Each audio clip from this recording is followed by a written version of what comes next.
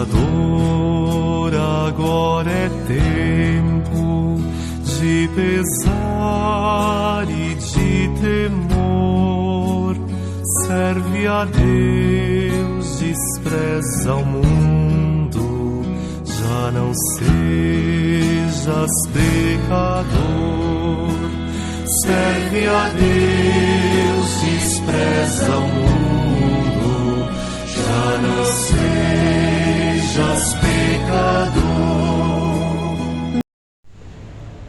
Meus queridos irmãos, minhas queridas irmãs, próximo domingo inicia a Semana Santa, domingo de Ramos, a entrada triunfal de Jesus em Jerusalém, que foi aclamado Rei, Hosana, Hosana, que é o Rei do Universo. Mas para isso teve uma caminhada, e esta caminhada foi os 40 dias, que nós denominamos Quaresma do Senhor. E esta preparação da Quaresma nos traz alguns ensinamentos, alguns textos importantes para a nossa caminhada, a nossa reflexão, em preparação para participarmos dignamente da festa da Páscoa do Senhor. No primeiro domingo da Quaresma, refletimos sobre o Evangelho da tentação. Jesus foi tentado por 3 vezes, o maligno lhe ofereceu primeiramente o pão, porque ele tinha passado 40 dias sem se alimentar, estava frágil, fraco, porque faltava o pão de cada dia. Mas Jesus resistiu, Jesus não se entregou-se. Com a força do Espírito Santo ele se manteve firme. E as outras tentações que o maligno ofereceu foi a riqueza, que o mundo oferece, o poder e a glória.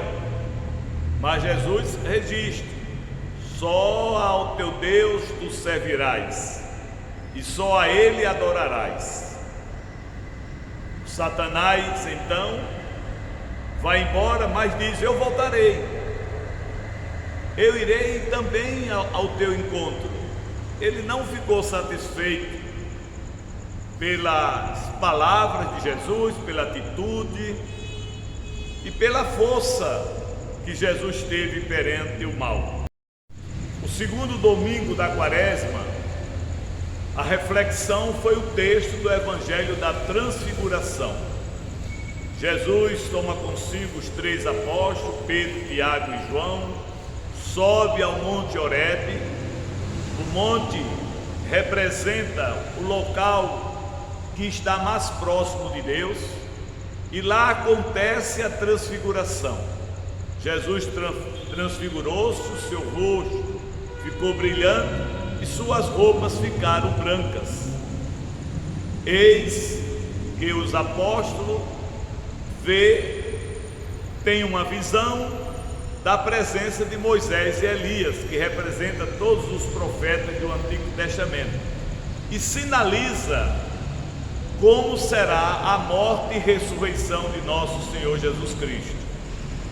Mas o texto, para a gente fixar na nossa vida, nas nossas atitudes, nos nossos comportamentos e na nossa prática, é quando a voz do céu, que é a voz de Deus, diz: este é o meu filho o escolhido, escutai o que ele diz. Então Deus nos convida a escutar a voz de Deus através do seu Filho Jesus. Se a gente ouve, acolhe no coração, e a palavra se torna o nosso segmento, o nosso seguir, o nosso caminho, e nos tornamos cada vez mais bons, somos mais justos, vivemos mais na ética, na moral, fazendo bem sem ver a quem. O terceiro domingo foi a figueira que era uma figueira estéril, que não dava frutos. O senhor, dono da fazenda, vai colher os frutos e chega lá, a figueira está sem nenhum fruto. Qual é a atitude do senhor? Manda que corte e queime.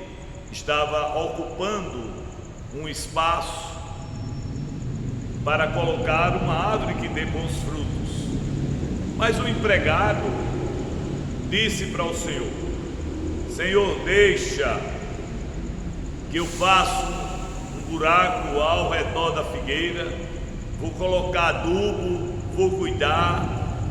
Daqui a um ano, quando voltares por aqui, se a árvore não der figos, a gente corta e queima. O Senhor, o operário, é o próprio Jesus, que nos dá a chance, nos dá a oportunidade, tem o zelo por nós, acredita na nossa atitude de conversão e de mudança de vida. O quarto domingo foi o belíssimo texto do filho pródigo, tão conhecido, mas de um exemplo muito grande. O filho pródigo era o mais novo, queria novas aventuras, pede ao pai parte da herança e o pai atende o filho.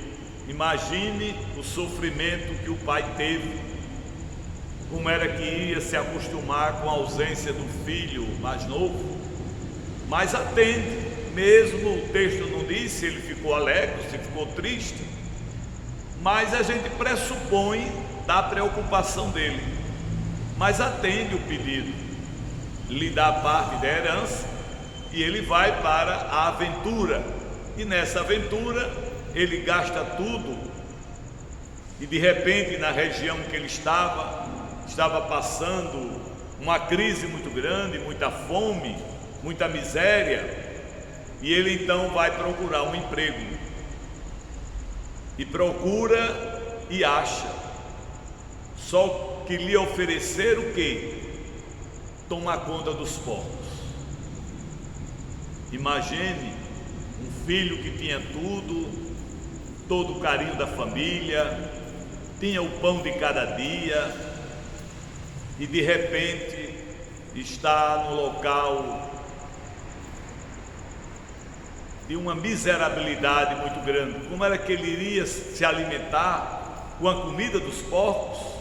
E foi o que ele queria, ele desejou, só que foi impedido de comer o alimento que os porcos comiam. De repente, então ele percebe que ele deve mudar, deve se transformar e reconhecer o mal que fez a si mesmo. E ele então toma a atitude de voltar para casa. Lembra que os empregados tinham o pão de cada dia. Então ele diz: eu vou dizer para o meu pai, pequei contra Deus e contra ti, já não mereço mais ser teu filho, me trata como empregado. Ele não pensou nos privilégios que tinha como filho, não, humildemente ele reconhece, mas ele quer retornar, porque tem o pão de cada dia, e ele retorna. O pai, quando o avista, sai correndo, abraça, beija, um sorriso impressionante da alegria, da satisfação.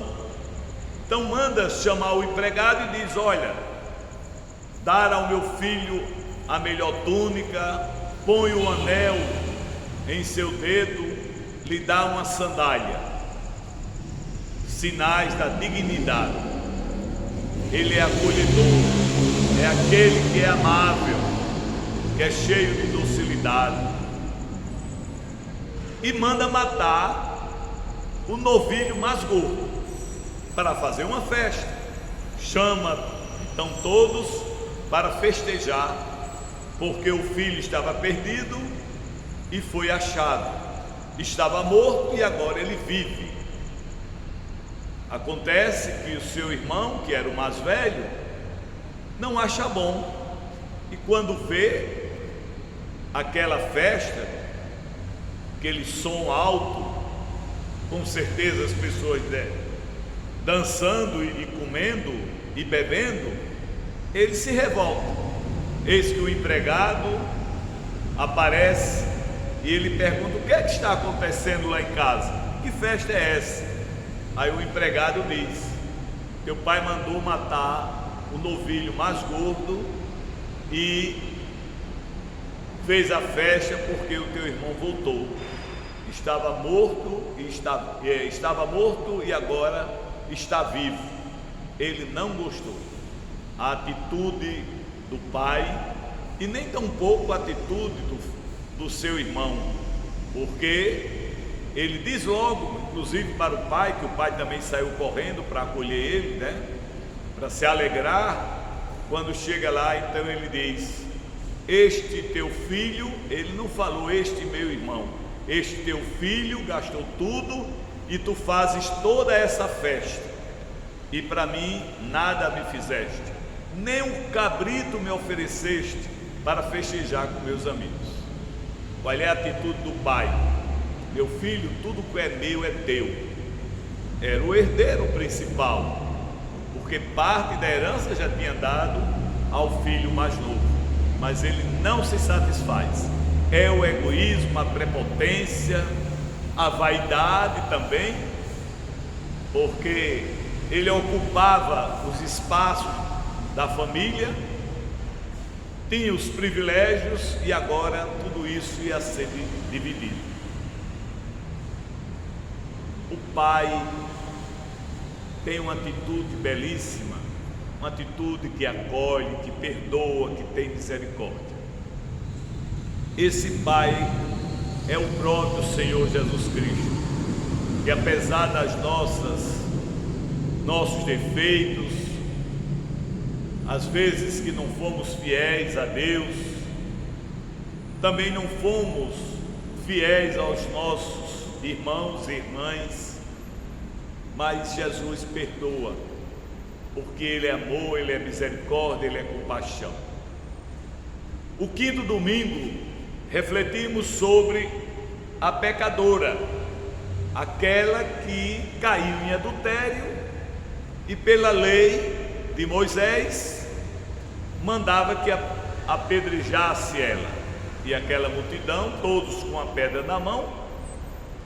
E eis que Jesus está lá, ela no centro, devem ter feito um círculo, e ela no centro, quando então eles interrogam Jesus, tudo isso para condená-lo, para pôr à prova, e pergunta para Jesus: Moisés nos manda que apedrejemos a mulher que caiu em adultério.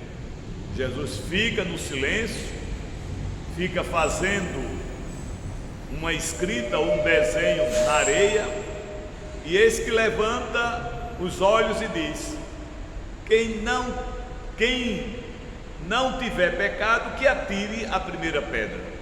Nenhum deles, todos foram embora, a começar pelos mais velhos, porque todos nós temos pecados, todos nós somos humanos, e Deus nos compreende, Deus nos convida à transformação, à conversão. Eis que Jesus pergunta para a mulher: cadê eles? Aonde foram? Ela diz: eles não me condenaram. Jesus diz: eu também não vou te condenar. Agora preste atenção, a misericórdia de Jesus não é simplesmente dizer teus pecados são perdoados. Não, ele diz: vai e não peques mais. A mulher então transformou-se, converteu-se e seguiu os passos com Jesus. mudou de vida, transformou-se, tornou-se uma nova mulher. Aquela mulher antiga, ela é revestida da misericórdia, por isso que ela segue os passos de Jesus. Então, todos esses textos dos 5 evangelhos que vivemos no tempo da Quaresma, nos domingos, nos ajuda a refletir como é que está a nossa vida, o que eu devo mudar, o que eu preciso transformar para ser uma pessoa mais boa, uma pessoa mais dócil, uma pessoa mais compreensiva, uma pessoa que tenha compaixão. Tudo isso são os textos que nós vivemos neste tempo da Quaresma. Lembrando que não vamos esquecer das 3 recomendações para participarmos dignamente da festa da ressurreição do Senhor, que é a oração, o jejum e a caridade. Esse é o alicerce da nossa vida quaresmal para participarmos da Semana Santa que começa no próximo domingo de Ramos. Um abraço a todos, que Deus abençoe. Faça dessa mensagem compartilhar com os amigos, com os colegas de trabalho, com a sua família, para que todos também tenham a oportunidade de vivenciar essa espiritualidade dominical dos textos bíblicos da Quaresma. Peço uma bênção toda especial a todos e às suas famílias, para que possamos ser agraciados sempre com o amor e a misericórdia de Deus. O Senhor esteja convosco, que a bênção de Deus Todo-Poderoso, o Pai, o Filho e o Espírito Santo, desçam sobre vós e permaneçam para sempre. Lembrando que na quarta-feira, próxima quarta-feira, você tem um compromisso comigo, sempre às 19h30, pelo YouTube Viver com Deus e Maria.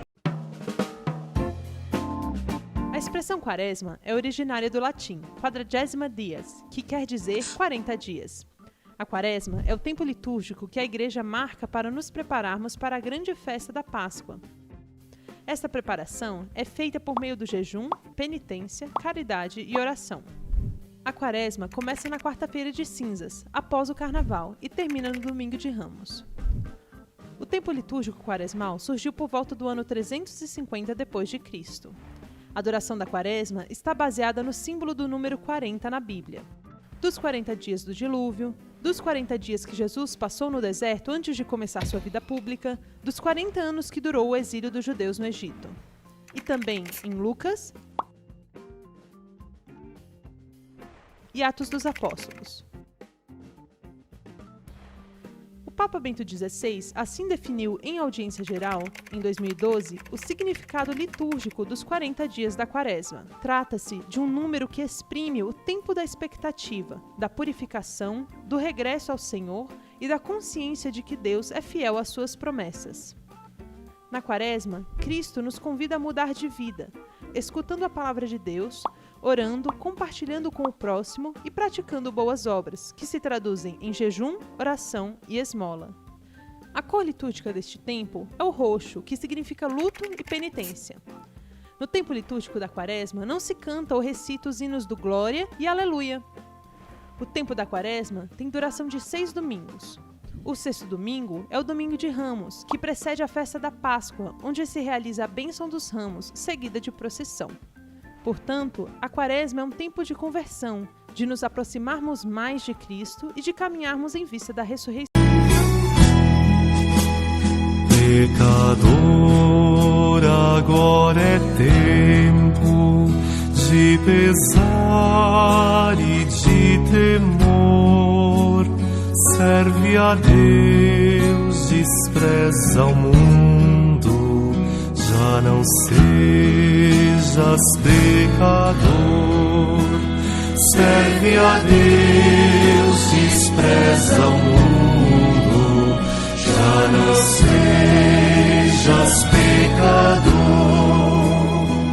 este